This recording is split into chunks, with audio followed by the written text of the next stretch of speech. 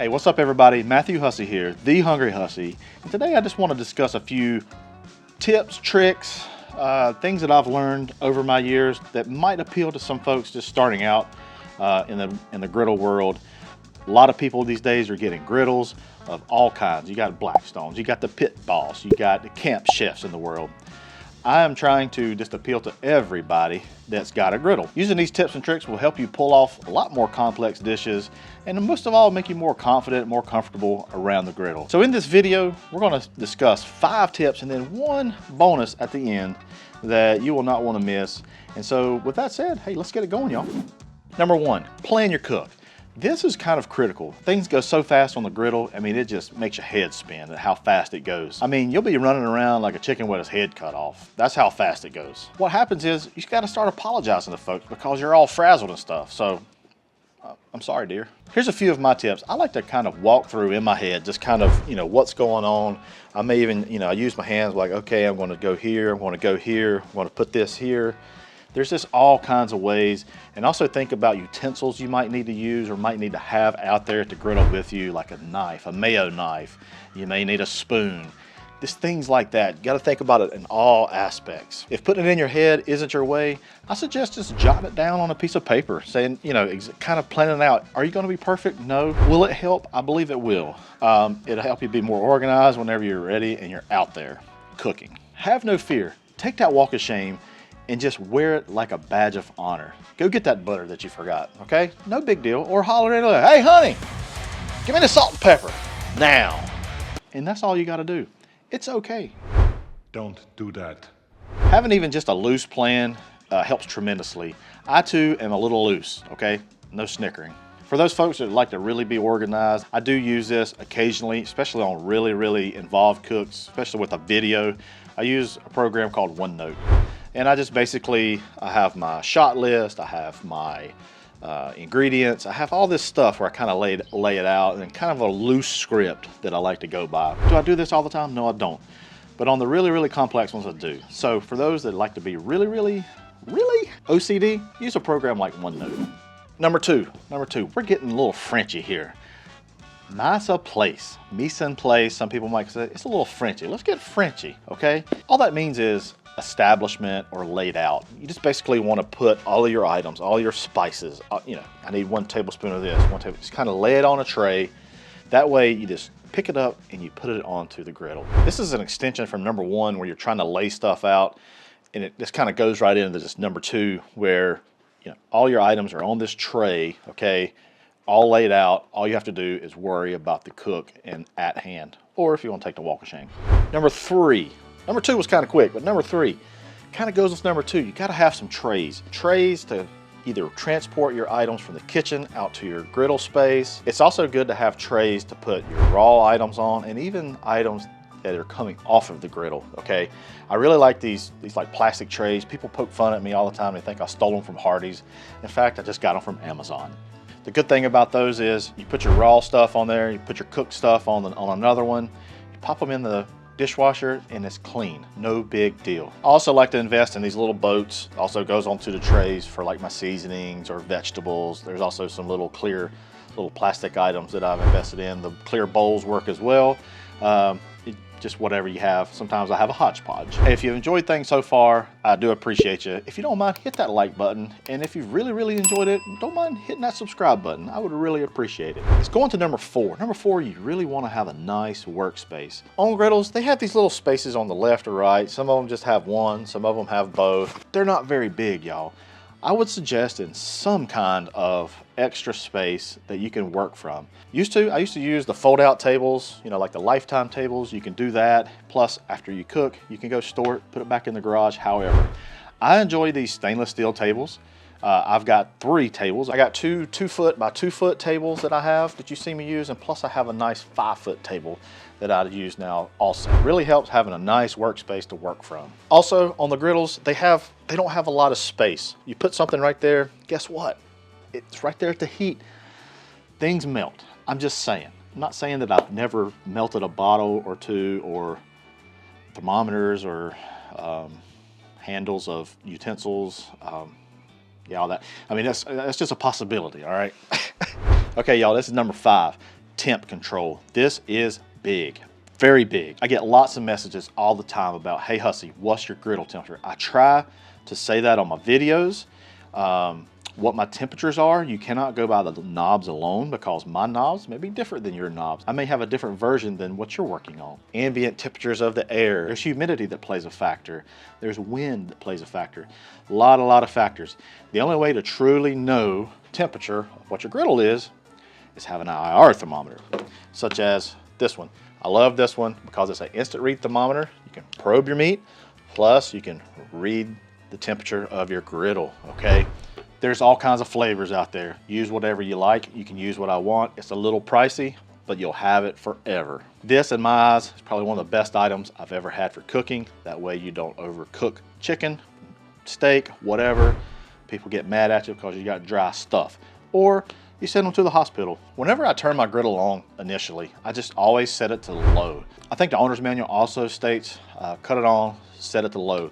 I let it come up to temperature, a couple minutes, and then I start reading my temperatures. Note, the middle is going to probably be your hottest, okay? Around the edges are going to be a little cooler. Use those to your advantage. Something that you also hear me state on my videos is I cycle my burners. Well, Hussey, what does cycling your burners mean? That means basically I turn 1, 2, 3, maybe even 4 burners off just to try to get it to cool down. Say like you're cooking eggs. You do not want to cook eggs no more than, I don't know, 325 degrees. You will scorch them. You will scorch the oil that you're also using. Hence, black eggs or tough eggs.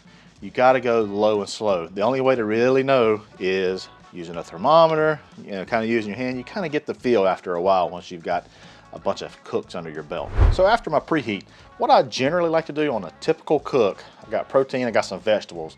My number 1 burner is on a low. My number 2, number 3, which are your middles, I have that on like a medium high. And then in the 4th, I have it on a low as well.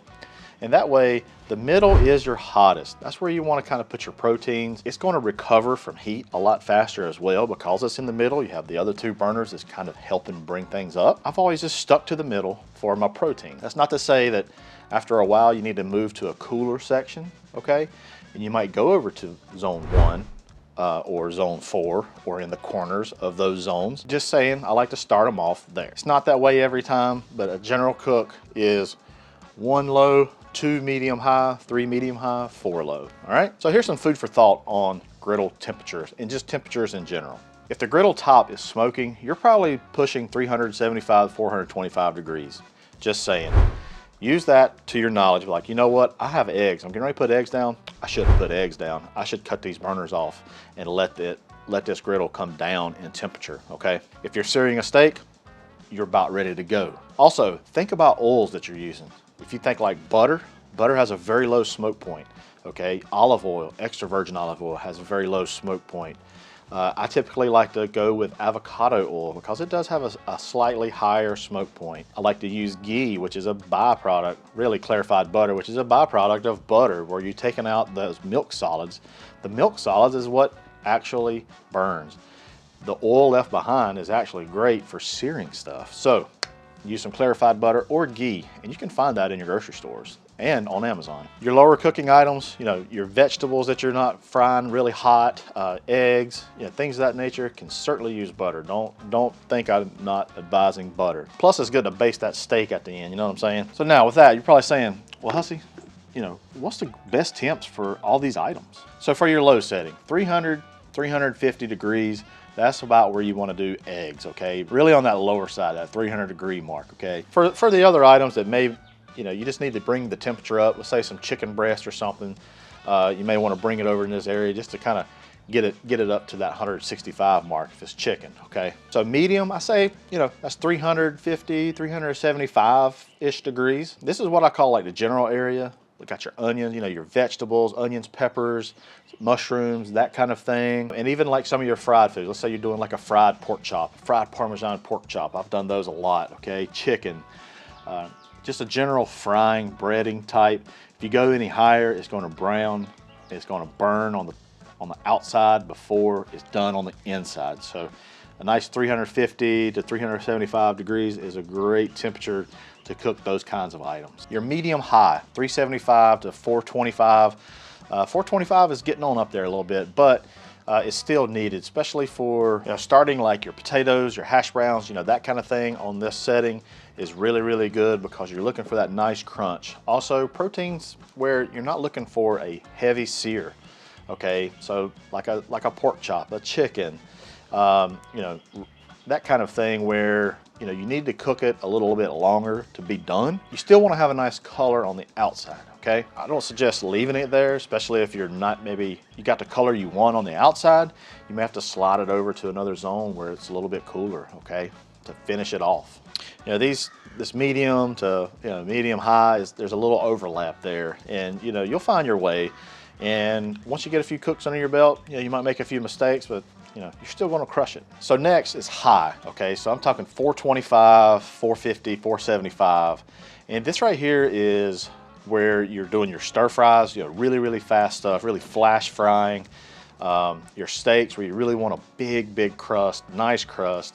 You want that medium rare in the middle, okay? You want these even the smash burgers, you want them smash burgers to be up on a very high temperature. Whenever you lay it down, you want that top to get that nice sear on that smash burger, and you want a nice crust all the way around it, all the way around it. One trick I want to also add, you might want to add a little bit of a weight, a little press on some of these to really make that contact patch a lot more even, okay? And you get that sear a lot better, all right?